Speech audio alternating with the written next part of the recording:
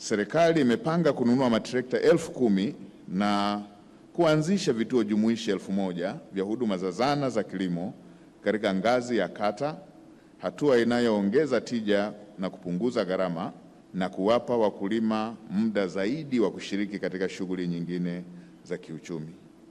Naipongeza FAO kwa kuanza mchakato wa kuanzisha kituo cha umahiri wa zana za kilimo barani Afrika, na nitumie fursa hii kuwakaribisha Tanzania, lakini pia kuwatangazia kuwa serikali ya Tanzania iko tayari kutoa eneo na ushirikiano kamili kwa ajili ya uanzishwaji wa kituo kama hicho hapa nchini.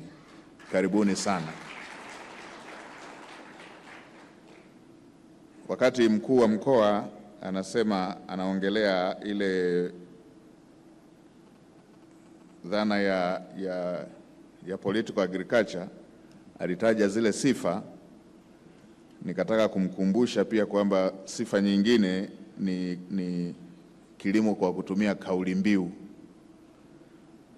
kwamba kinakuwepo kwenye kauli mbiu lakini kwenye vitendo kinakuwa hakipo. Daktari Samia Suluhu Hassan, Rais wa Jamhuri ya Muungano wa Tanzania, alichukua hatua kubwa zaidi za kutoka kwenye kauli mbiu na kwenda kwenye vitendo